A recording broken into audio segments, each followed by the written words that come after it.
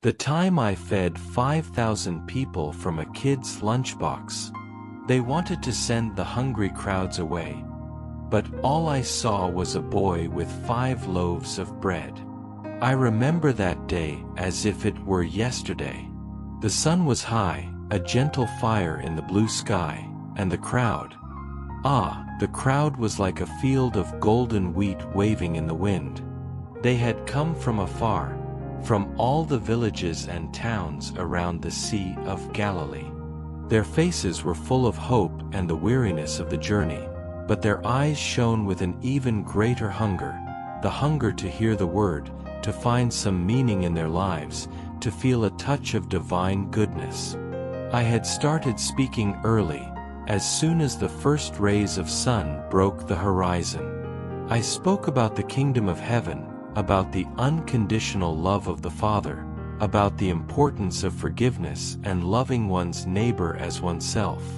I used simple parables, everyday stories they could understand: the sower and the seeds, the lost sheep, the prodigal son. I saw in their eyes understanding, doubt, and hope lighting up like a small flame in their hearts. The day wore on, and the crowd remained there, thirsty for every word. Mothers held their small children, the elderly leaned on their staffs, and the youth listened with fervor. The heat increased, and the dust stirred by their feet hung in the air, but no one seemed to care. There was a connection between us, an invisible bond of faith and searching. My disciples were nearby, observing, helping to maintain order, and answering the most urgent questions. They were learning too, absorbing the energy of that crowd hungry for God. It was a special day, one of those days when you feel the presence of the Father very strongly, when the words flow freely and hearts open like flowers to the sun. I felt full, despite the physical exhaustion. The joy of sharing the Father's message was a nourishment that sustained me. But as the sun began to sink below the horizon, casting long shadows across the grass, another need began to emerge in the crowd. It was a beautiful and humbling sight to see so many people, from so many walks of life, united by a common thirst for truth. There were fishermen, farmers, and even a few scribes and Pharisees, their usual skepticism softened by the power of the moment. I watched their faces, seeing a reflection of the Father's love in their willingness to endure the heat and the hunger for a word of life. They had left their homes, their jobs, their worries behind for a few precious hours, seeking something more than the routines of their existence. It was a testament to the fact that the human heart, at its core, yearns for meaning. I could feel their hunger not just for words, but for a tangible sign of hope. They had come expecting to see and hear, but the day's journey had left them physically drained. A quiet murmur, a low hum of fatigue, had begun to replace the earlier animated chatter. A small baby's cry would be quickly hushed by its mother, a silent glance passed between husband and wife, a shared worry about the long walk home with no food in their bellies. The spiritual hunger had been fed, but the physical hunger now demanded attention. The scent of the wild grass mingled with the faint, earthy smell of the crowd, and I saw the subtle signs of their growing need. A man nervously picked at the hem of his tunic, a woman gently rubbed her child's empty stomach, and the collective rustle of bodies shifting for comfort became more frequent. Their focus, once entirely on my words, now began to splinter, pulled between the spirit that was willing and the flesh that was weak. This was not just a crowd, it was a gathering of souls, each with a story, each with a need. And in that moment, as the sun began its descent and the air grew cool, their unspoken need became a shared prayer. It was a prayer that was heard not just by my disciples, but by the Father and by me. Their faith had brought them to this place, and I knew that their faith was about to be rewarded in a way they could never have imagined. The long day of teaching began to take its toll.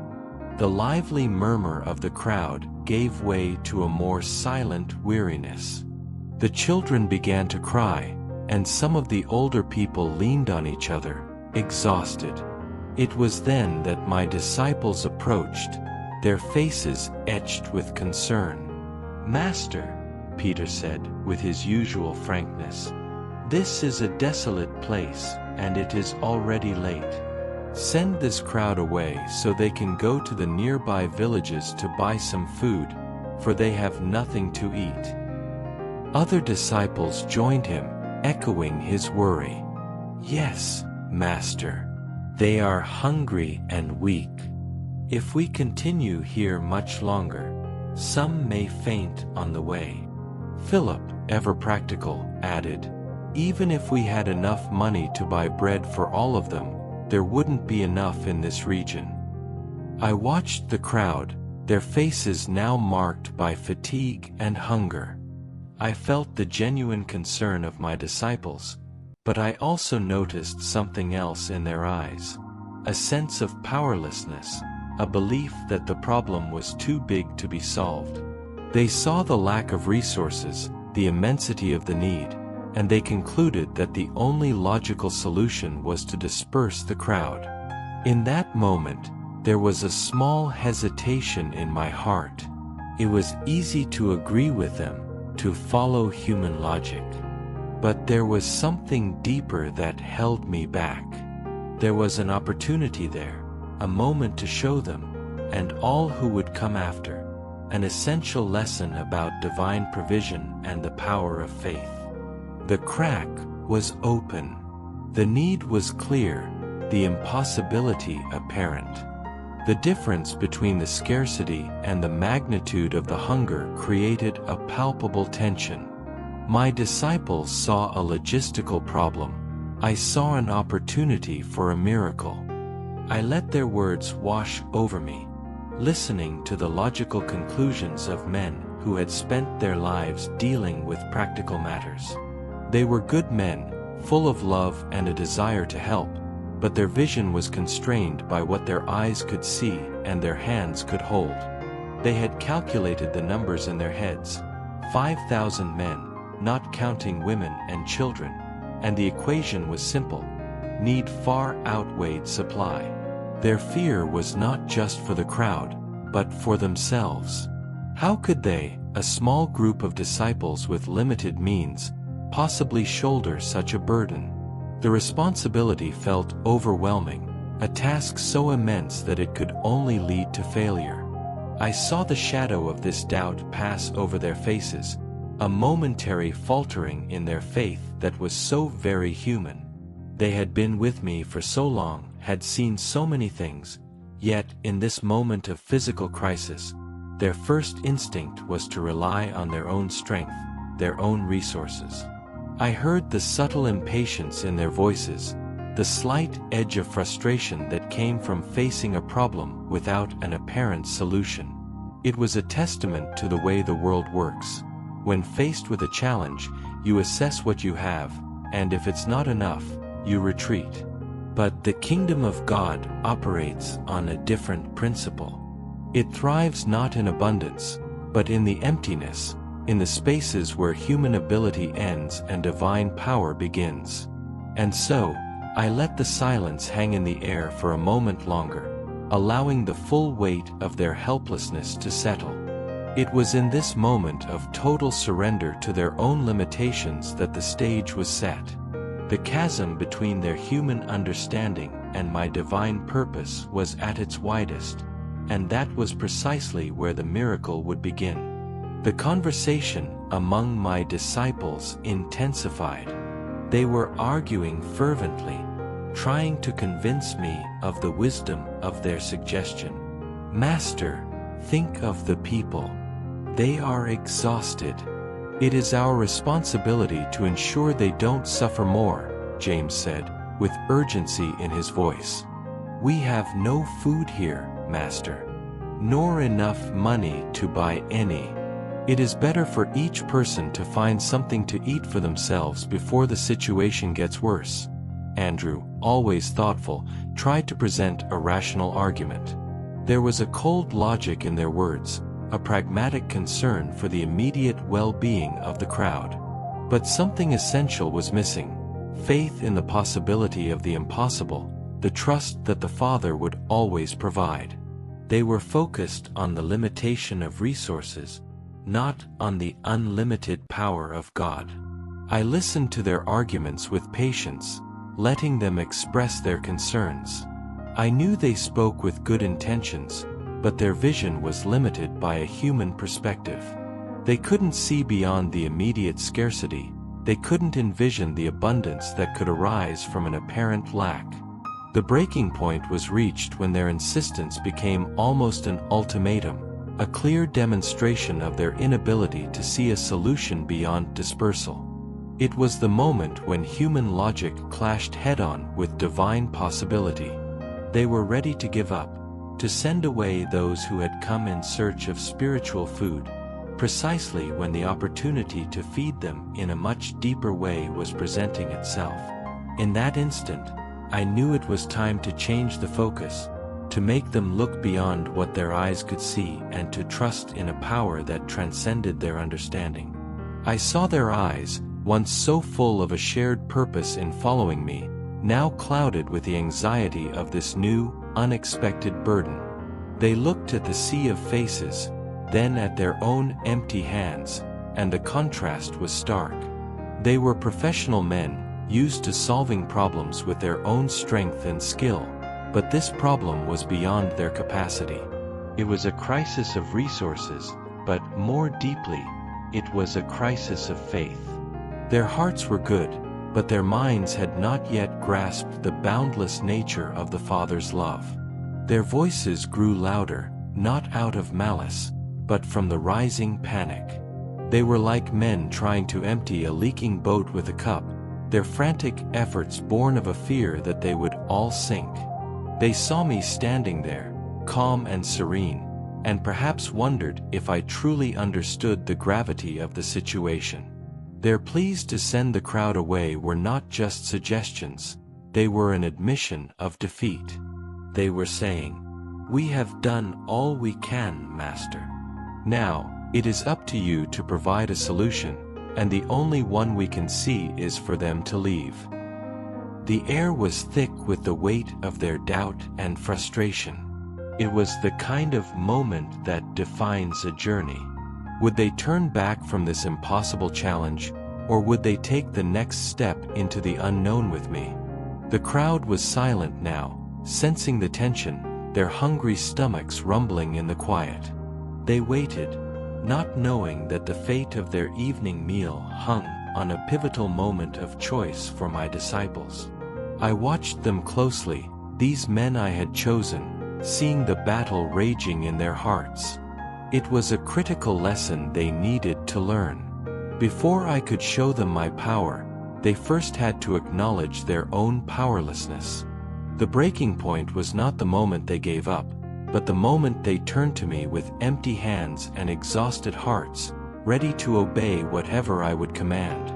It was the perfect moment for the impossible to begin. With a calm look that contrasted with the disciples' agitation, I addressed them. "How many loaves do you have?"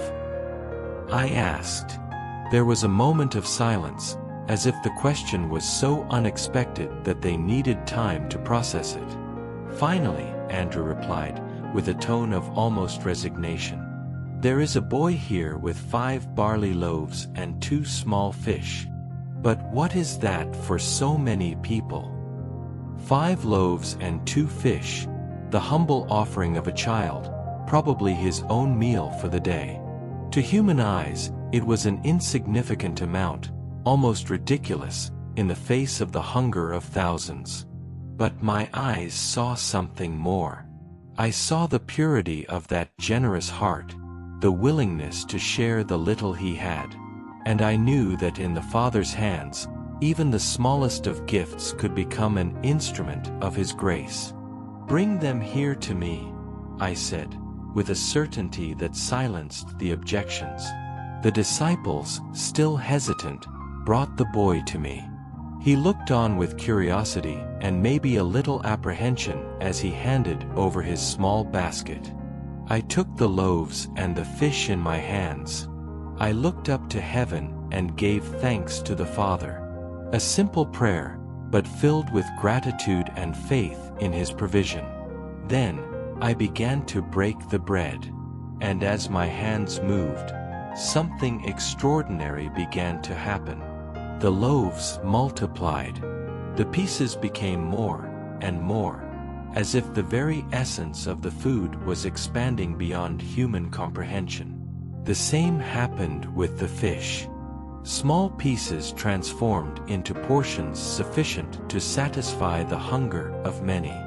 I handed the bread and fish to my disciples, and they distributed them to the crowd. And with each basket they filled and emptied, the food seemed to be renewed in my hands. It was a constant flow, a visible demonstration of the Father's power acting through faith and blessing. The small becoming abundant, scarcity giving way to plenty, the impossible becoming reality before their eyes. I took the small basket from the boy, holding it gently. He looked up at me, his wide, innocent eyes full of trust. He had no calculations of his own, no doubts about the insufficiency of his meal. He simply had a heart willing to share what he had. It was a faith more pure than that of any of my disciples in that moment, a perfect example of the truth I was about to reveal. It was his small act of generosity that became the catalyst for a monumental miracle. The disciples watched with a mixture of confusion and awe as I broke the first loaf. They had heard my words, but they had not yet seen the power behind them. They looked at their own empty baskets and then at the multiplying food in my hands, and the cognitive dissonance must have been overwhelming. The impossible was happening, not with a great flash of light or a thundering voice, but quietly, with a simple prayer and the breaking of bread. The miracle was not loud, it was gentle, and it was constant. I handed the first pieces to my disciples, instructing them to give to the people. I watched their faces as they went, their steps hesitant at first, then growing more confident as they realized the food was not running out. The baskets seemed to replenish themselves, a steady stream of warm bread and fresh fish flowing from my hands to theirs, and from their hands to the hungry crowd. The look of surprise on their faces turned into one of profound joy as they witnessed the abundance firsthand. The sound of the crowd was no longer one of silent fatigue, but of thankful murmuring. I could see the faces of the people lighting up as they received the food, their hunger finally being satisfied. They didn't understand how it was happening, but they understood that a miracle was taking place. The spiritual hunger that had brought them to me was now being met with a physical provision that spoke volumes about the Father's love and care for them. It was a moment of true communion, a shared meal that would be remembered for generations. As the crowd ate their fill, a respectful silence settled over the place. The physical hunger was being satisfied, but an even greater hunger was also being fed, the hunger to understand the magnitude of what had happened. My disciples watched with wide eyes, incredulity still etched on their faces. They had seen with their own eyes the power of God manifest in such an extraordinary way. That little boy's lunch had been transformed into enough food for thousands. I looked at them, and then at the satisfied crowd, and said, "Gather the pieces that are left over, so that nothing is lost." And they collected 12 baskets full of the pieces left over from the 5 barley loaves. An even greater abundance than the initial offering. That day, I wanted to teach them, and all who would come after, a fundamental lesson, that in the hands of God, the smallest offerings can become great miracles. That boy didn't have much to offer, but he offered all he had with a generous heart. And it was that generosity, combined with the divine blessing, that resulted in such an abundance. I wanted them to understand that no matter how insignificant their resources might seem, no matter how great the challenges they face, if they trust in me and offer the little they have with faith and love, I can multiply their efforts and transform their limitations into opportunities for the manifestation of God's glory. That day was not just about feeding hungry bodies. It was about feeding souls thirsty for faith. It was about showing that the kingdom of heaven is not based on material abundance, but on the generosity of the heart and the trust in divine provision. It was about revealing that the power of God is not limited by human scarcity. The 12 baskets of leftovers were a tangible, undeniable proof of the miracle. They were a sign not only of abundance but of the Father's perfect provision, where nothing is wasted. My disciples, who had argued for sending the people away, now had to carry the physical evidence of their own lack of faith.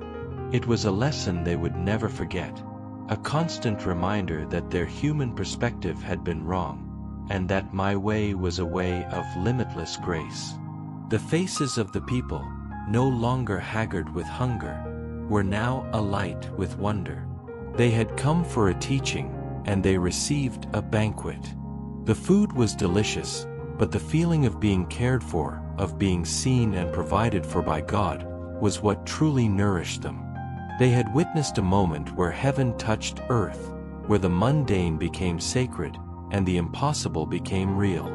I wanted to plant a seed of truth deep within their hearts, that true provision comes not from our own strength, but from surrendering what we have to the Father.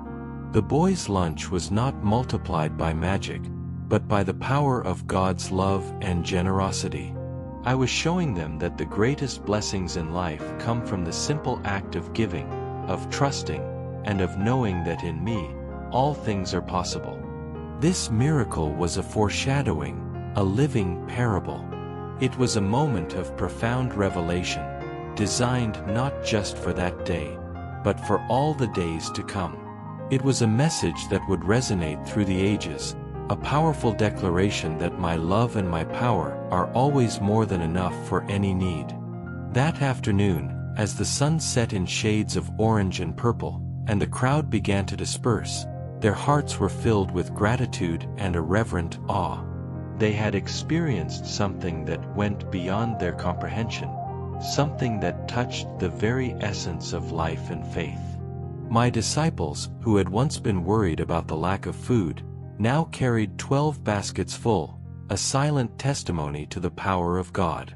But what was even more important, they carried in their hearts a new understanding of my identity and my purpose. By witnessing that miracle, they began to understand that I was not merely a teacher or a prophet. I was something much greater. I was the one who could supply all their needs, both physical and spiritual. That night, as they reflected on the events of the day, the truth began to become clear in their minds. I did not just multiply physical bread. I presented myself as the true bread of life, the one who comes down from heaven to give life to the world. Just as that earthly bread satisfied the crowd's hunger for a time, I am the eternal nourishment that can satisfy the hunger of the soul forever. That day, with those 5 loaves and 2 fish, I showed them, and I show you now, that I am the bread of life. The one who comes to me will never be hungry, and the one who believes in me will never be thirsty. Trust in me. Offer what you have with a generous heart, and you will see how I can transform little into much and satisfy the deepest hunger of your heart. Always remember that boy and his offering. Remember the hungry crowd and the abundance that followed. And know that I am the food that truly satisfies. And so, I want to speak to you, the one listening to these words now, in this moment. I know that your world is filled with its own noise, its own distractions. You face your own desolate places, your own long days where you feel you have nothing left to give. You look at the needs around you, in your family, in your community, or even within yourself, and you feel the same sense of panic my disciples felt. You look at your resources, at your time, your energy, your love, and you say, "What is this for so many needs?" But I ask you to stop for a moment, to look at your own life not with the eyes of scarcity, but with the eyes of faith. What is that one small thing you have to offer? Is it a moment of your time to listen to a friend? Is it a word of encouragement to a co-worker? Is it the simple act of preparing a meal for your family with love? It may seem insignificant, a small loaf in a vast crowd of problems. But remember the boy. He didn't ask how his little meal could feed so many. He simply offered what he had. And in his offering, he unlocked the door to a miracle. Your life is no different. The small, seemingly insignificant acts of love and kindness, offered with a pure heart and given to me, are the very things I use to perform my greatest miracles. Do you not see? You are not just a spectator in this story. You are a participant. Your life, your heart, your small offerings, they are all part of the divine narrative. I want you to step out of the crowd and into the boat with my disciples. I want you to feel the fear of the storm, but also the peace of my presence. I want you to see the hungry crowd and not just feel overwhelmed, but to feel the stirrings of a faith that says, "I have this small thing. How can the Master use it?" Your life is meant to be a testimony, a living proof that miracles still happen. The world needs to see that in a time of great hunger, a hunger for connection, for purpose, for peace, that there is a source of nourishment that never runs out. And that source is found in me. So, go forth. Do not be afraid of the crowds, or the hunger, or the storms. Just bring what you have, a heart willing to trust and a hand ready to give. I will do the rest. I am with you, and I am the bread of life.